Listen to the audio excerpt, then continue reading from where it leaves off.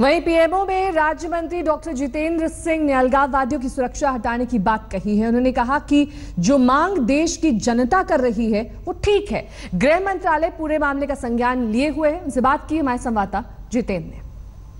अलगाववादियों को जो सुरक्षा दी जा रही है, अब ये मांग उठने लगी है कि उनकी सुरक्षा वापस होनी चाहिए। हमारे साथ पीएमओ में राज्य मंत्री डॉक्टर जितेंद्र सिंह मौजूद हैं।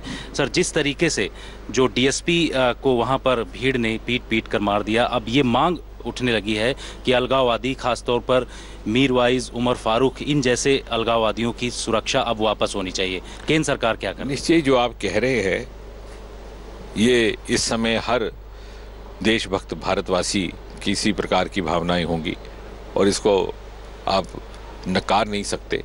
लेकिन साथ ही साथ ये भी समझना आवश्यक है कि केंद्र सरकार, केंद्र का गृह मंत्रालय इस सारे घटनाक्रम का संज्ञान लिए हुए है।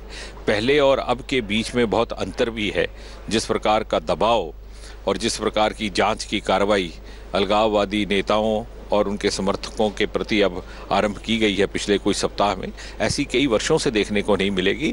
और आप आश्वस्त रहिए, ये किसी न किसी निर्णायक परिणाम तक, किसी न किसी लॉजिकल कंक्लूजन तक पहुंचाई जाएगी। लेकिन खासतौर अगली खबर का रुख करेंगे। बात करेंगे देश के सबसे बड़े पद महामहिम राष्ट्रपति के लिए आज पूरे देश ने महानामांकन देखा। पीएम मोदी की अगुवाई में पूरे दल बल के साथ आज 4 सेट में रामनाथ कोविंद का नामांकन दाखिल किया गया। पीएम मोदी प्रथम प्रस्तावक बने। इस मौके पर आडवाणी, मुरली मनोहर जोशी, सुषमा स्वराज समेत पार्टी के करीब हर दिग्गज नेता वहां पर मौजूद थे। वहीं करीब दर्जन भर मुख्यमंत्री भी इस मौके पर वहां मौजूद थे। सबसे जबरदस्त वो तस्वीर थी जिसमें एनडीए के सभी नेताओं ने हाथ उठाकर एकजुटता दिखाई। लेकिन रामनाथ कोविंद का समर्थन करने के बाद भी जेडीयू का कोई प्रतिनिधि नामांकन के वक्त मौजूद नहीं था। आज मैंने राष्ट्रपति पद का नामांकन प्रस्तुत किया। प्रधानमंत्री श्री नरेंद्र मोदी जी के नेतृत्व में एनडीए के सभी घटक दलों ने मेरा समर्थन किया है। इसके अतिरिक्त भी कुछ राजनीतिक दलों ने समर्थन किया है। इन सब के लिए मैं हृदय से आभार व्यक्त करता हूं और सभी को विश्वास दिलाता हूं कि मैं सर्वोच्च पद की गरिमा को बनाए रखने के लिए हर संभव प्रयास करूंगा। 125 करोड़ की आबादी वाला अपना देश दुनिया का सबसे बड़ा लोकतंत्र है। राष्ट्रपति पद इस लोकतंत्र का सबसे गरिमामय पद होता है। हमारे देश में संविधान सर्वोपरि है और इस की सर्वोपरिता बनाए रखना हमारी जिम्मेदारी है। देश का राष्ट्रपति तीनों सेनाओं का सुप्रीम कमांडर भी होता है। देश की सीमाओं की सुरक्षा करना भी हम सबकी प्राथमिकता होती है। मैं जब से गवर्नर बना तब से मेरा कोई राजनीतिक दल नहीं है। मेरा हमेशा प्रयास होगा और मेरी मान्यता भी है कि राष्ट्रपति का पद दलगत राजनीति से ऊपर होना चाहिए। अगली खबर का रुख करेंगे। बिहार शरीफ रेलवे स्टेशन पर आज जमकर हंगामा हुआ। राजद के बंद के दौरान हजारों की तादाद में पहुंचे छात्रों ने स्टेशन पर हंगामा किया। तस्वीरें आपको दिखा रहे हैं किस तरह से बंद के दौरान हजारों की तादाद में छात्र यहां पहुंचे। इन्होंने स्टेशन पर तोड़फोड़ शुरू कर दी और हंगामा वहां पर करने लगे। जब पुलिस ने उन्हें रोकने की कोशिश की तो छात्रों ने पुलिस पर भी पथराव किया और पुलिस की गाड़ियों में तोड़फोड़ कर आग लगा दी। पुलिस की कार्रवाई से छात्र उग्र हो गए और स्टेशन पर आग लगा दी। इस दौरान छात्रों की भगदड़ में एक महिला की मौत हो गई। बिहार शरीफ रेलवे स्टेशन की तस्वीरें जहां पर छात्रों की उग्र भीड़ ने पुलिस पर भी जमकर पथराव किया और पुलिस की जवाबी कार्रवाई में ये छात्र और ज्यादा उग्र हो गए। इस दौरान भगदड़ में एक महिला की भी मौत हो गई।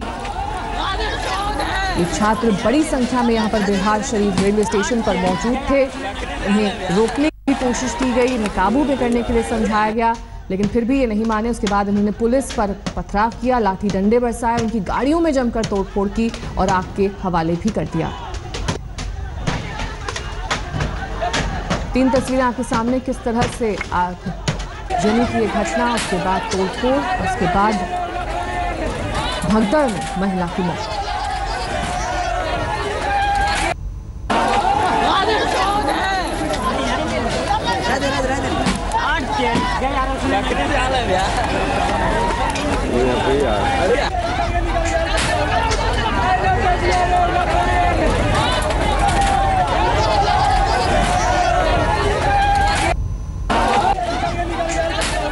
रोहित सिंह हमारे संवाददाता से तमाम जानकारी के साथ हमारे साथ जुड़ गए हैं। रोहित, क्या ये जो भीड़ उग्र हो गई, पहले से पुलिस को इस बात का अंदेशा था कि वहां इतनी संख्या में छात्र पहुंचेंगे, उसके लिए पूरी तैयारी थी वहां पर पुलिस बल की, या फिर अचानक से भीड़ इस तरह से बेकाबू हो गई? देखिए, आपको बता दूं कि इस वक्त रेलवे में जो नौकरियां हैं उससे बहाली बंद है और इसी के विरोध में आज आरजेडी के जो छात्र संघ यूनिट है उन लोगों ने बिहार शरीफ में बंद का ऐलान किया हुआ था।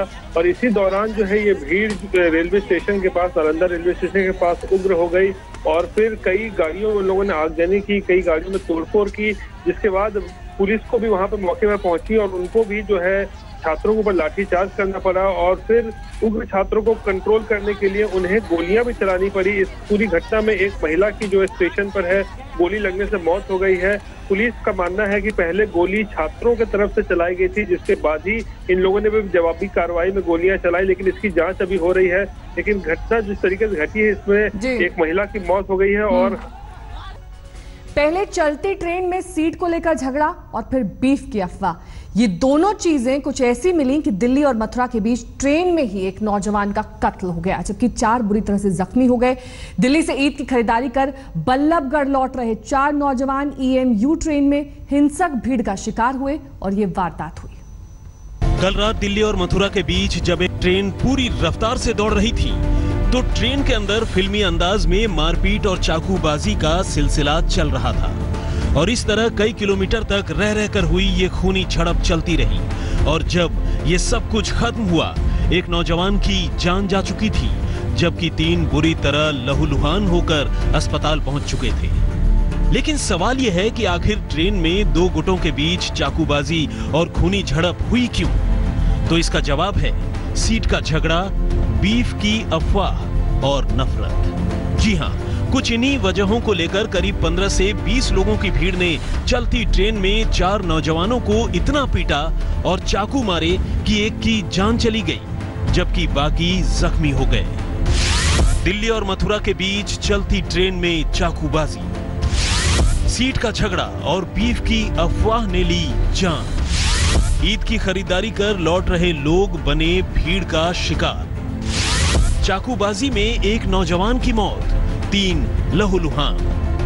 बल्लभगढ़ के रहने वाले 4 नौजवान दिल्ली के सदर बाजार से ईद की खरीदारी करने के बाद एक EMU ट्रेन से घर लौट रहे थे। चारों लड़के तुगलकाबाद से ट्रेन में चढ़े, लेकिन जैसे ही ट्रेन कुछ दूर आगे बढ़ी, ओखला स्टेशन से चढ़े कुछ और लोगों ने उन्हें सीट से हट जाने को कहा। इसके बाद लड़ाई शुरू हो गई। पहले लड़ाई सीट को लेकर ही थी, लेकिन बाद में कुछ शरारती तत्वों ने इनके बीफ खाकर आने की अफवाह उड़ा दी और देखते ही देखते मामला और बिगड़ गया। इसके बाद पीड़ित नौजवानों ने फरीदाबाद और बल्लभगढ़ में भी ट्रेन से उतरने की कोशिश की, लेकिन कामयाब नहीं हुए। आखिरकार जब असावटी में उतरे, चारों की हालत बेहद खराब थी, जिनमें से एक को अस्पताल पहुंचाए जाने पर डॉक्टरों ने मुर्दा करार दे दिया। ये सर 4 लोग थे, ये सामान लेकर के आ रहे थे सदर बाजार से। और यहाँ 2 लोग और चढ़ गए थे, आप बता रहे हैं। यहाँ से 3 लोग और चढ़े थे, इनके साथी थे वो। इन्होंने बुलाया था इमदाद के लिए, इमदाद के लिए बुलाया था इन्होंने, लेकिन वो उतर नहीं पाई क्योंकि भीड़ ज्यादा थी गाड़ी के अंदर।